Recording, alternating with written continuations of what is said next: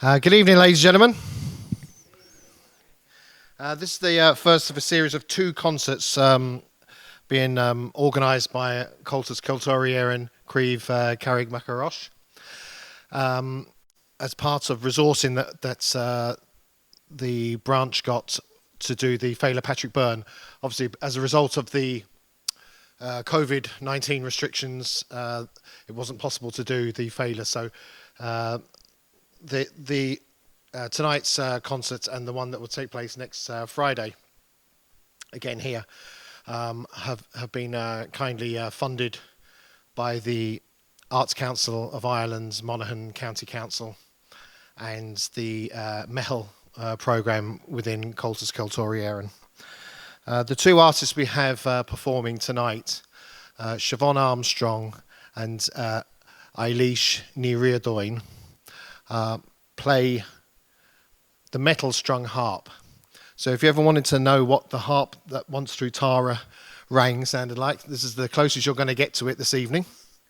They play the wire strung harp, which was a uniquely Irish and Scottish Highlands instrument, and Eibhlís sings songs with harp accompaniment, which was a traditional Irish art form. The neo-Irish harp came in the 19th century. So what the instruments that are going to be played tonight are reproductions of the traditional Irish harp. Just a couple of things in terms of the performances tonight. There'll not be a break. They're just going to play right through, and the two artists will be on stage at the same time. My name is, I should have said that probably a bit earlier, Siobhán Armstrong, and I'm a member of Coltas Cultúr and in Críomh Carrig Macarosh. And just like to ask you now to put your hands together for Siobhán Armstrong, who's the founder member of the Historical Harp Society of Ireland, and Eibhlís Ní Riordáin, who is also a member of the Historical Harp Society of Ireland. Put your hands together. Gramila Mahagiv.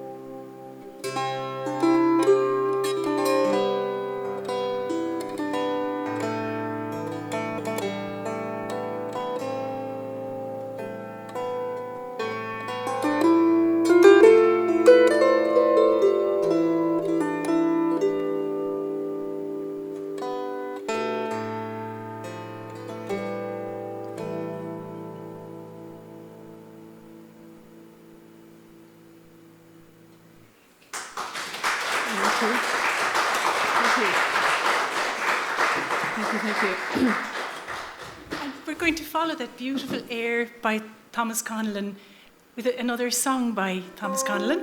And this is a beautiful, passionate love song called Molly St. George, or Molly St. George, in praise of Molly St. George.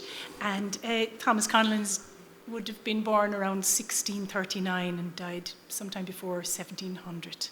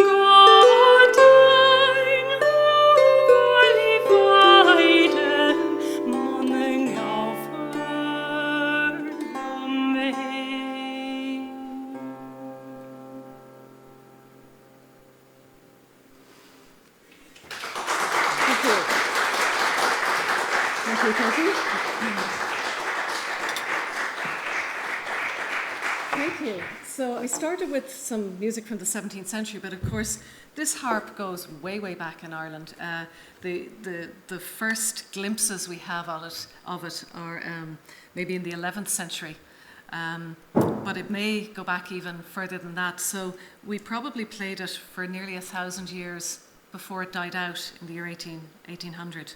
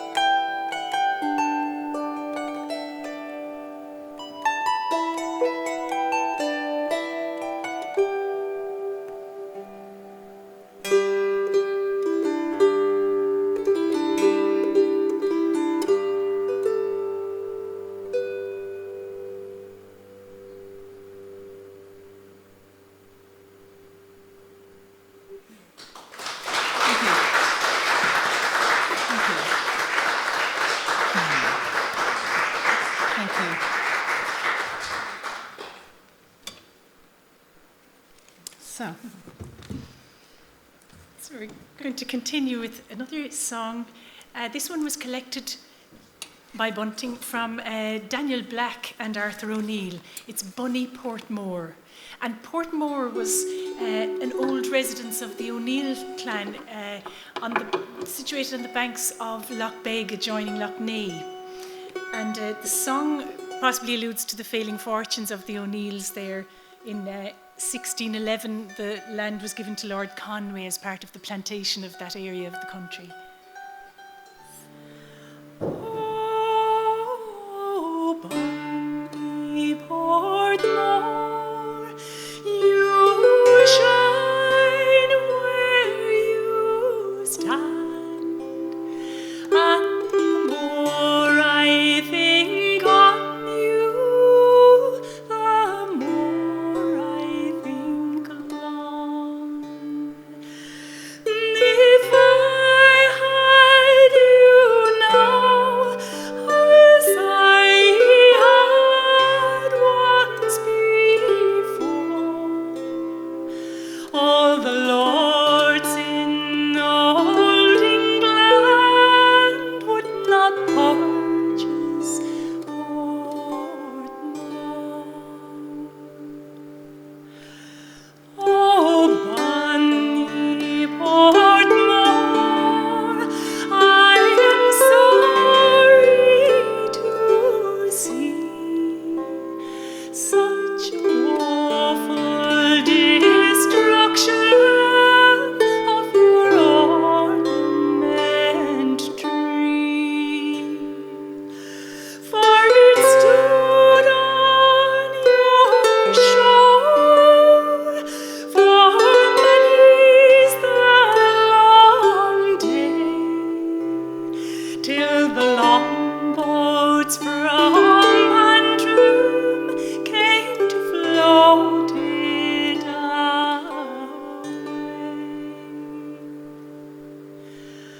All the birds in the forest, they bitterly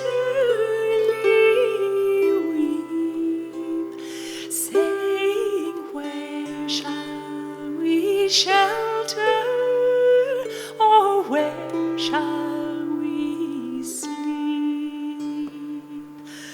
For the oak and the ash, they are all cotton down, and the walls of Bonnie Portmore are all down to the ground.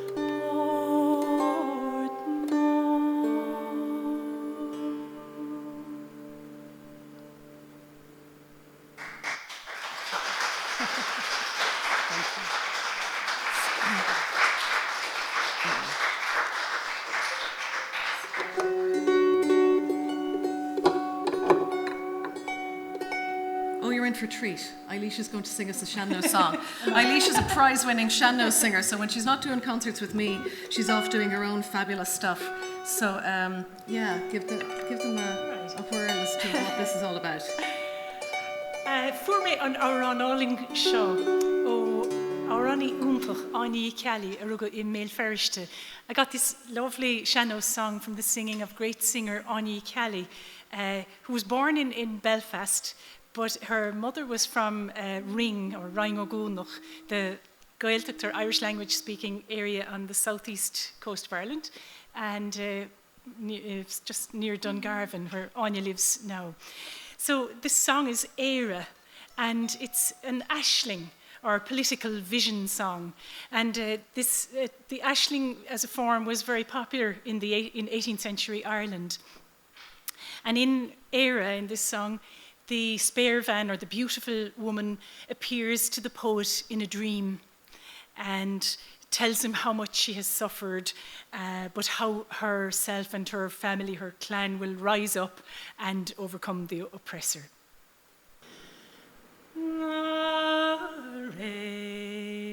Is me go ignoch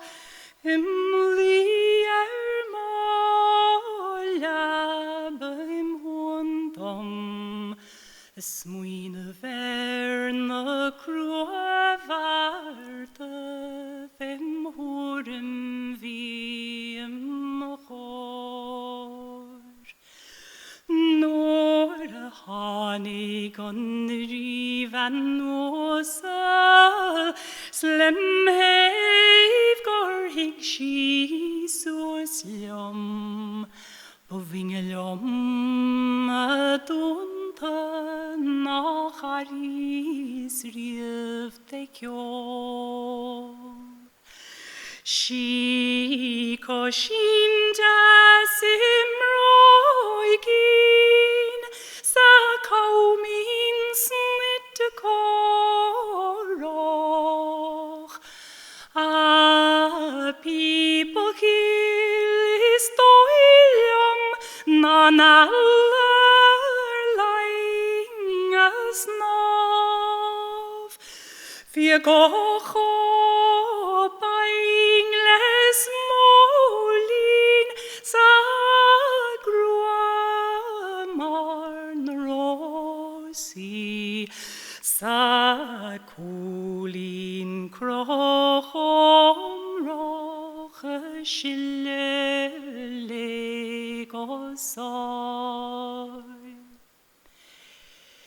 Isris henjen rivan koit nu tirer givi non palle portne mioch shi non banni hittim ron Godanig shin Ríordáin pa choden och så sonihe gan ein bioda kein joch nach I shir schille dior Antu pales nu antu venus vi posteg volken belgev Antu ariadne nu dai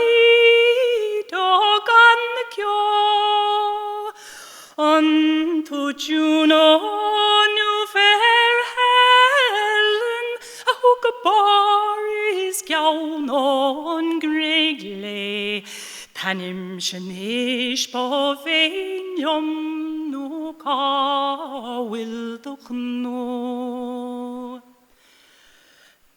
Manim shenish mas mein lad it angelichte reiling Gorban har lari gen me gan ein stok nastor Nis gwil moch launda kese klan gaul feker smacht Kosti crua gan hys gan ein je teacht na gor. Beg siad an sú der heifchnig san romi a cobleske a corn varle chile syng on the dasigor. Be cornel wallis treilag gan brina loch ngege nege body gan eil son neig skan ein je kor fod.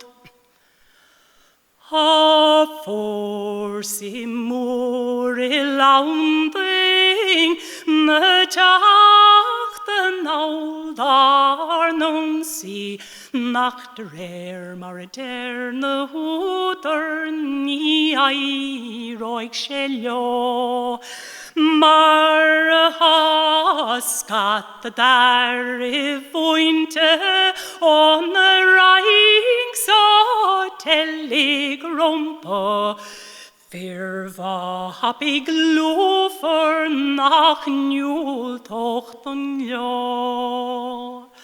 A car fire gleiv let doorracht no shall squeal fu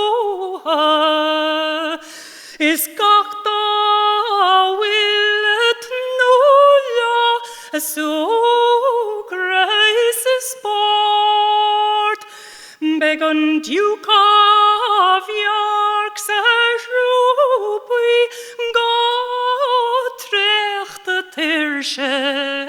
Torsche, she Betty yen an voskult avec double fevron.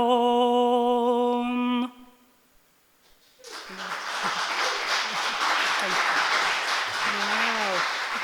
Eros. Wow. So if Eibhlís gets to sing such a beautiful lament, I want to play one of my favorite laments. Collected from Patrick Quinn, the Armagh harper in the 18th century by young Edward Bunting. We keep mentioning Bunting because without him, most of the music probably wouldn't have survived. He was the first sort of organised music collector in Ireland. It was kind of an astonishing thing that he started doing when he was 19 years old. Mind you, he was employed to do it, but it became a passion that took up his whole life.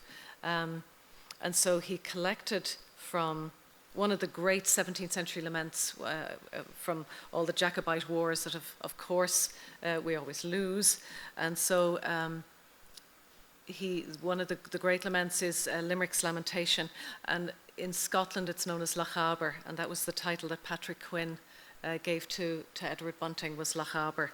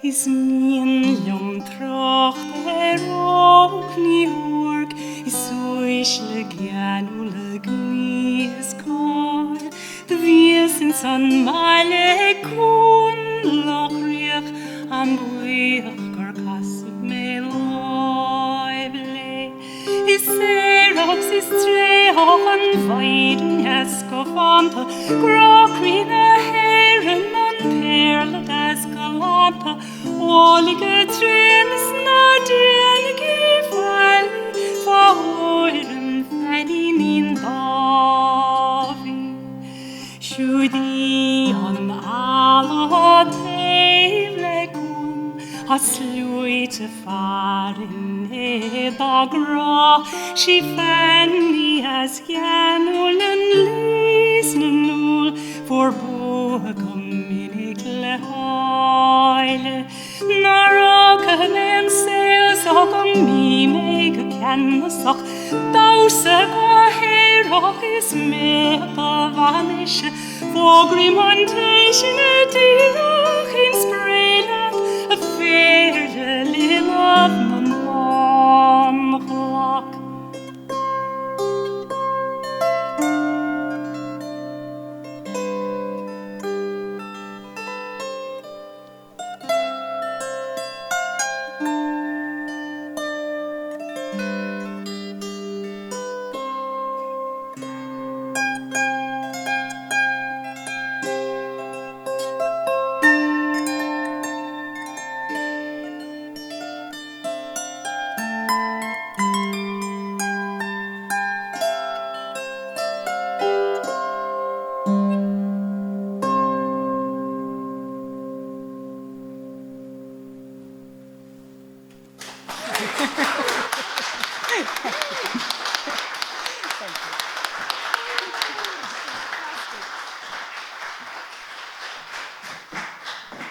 Eibhlís has one little thing that she'd like to do because we're in the Patrick Kavanagh Centre. So, Eibhlís Lenarig, and I will do something in the background. Not only can she sing, not only can she play, she can also recite.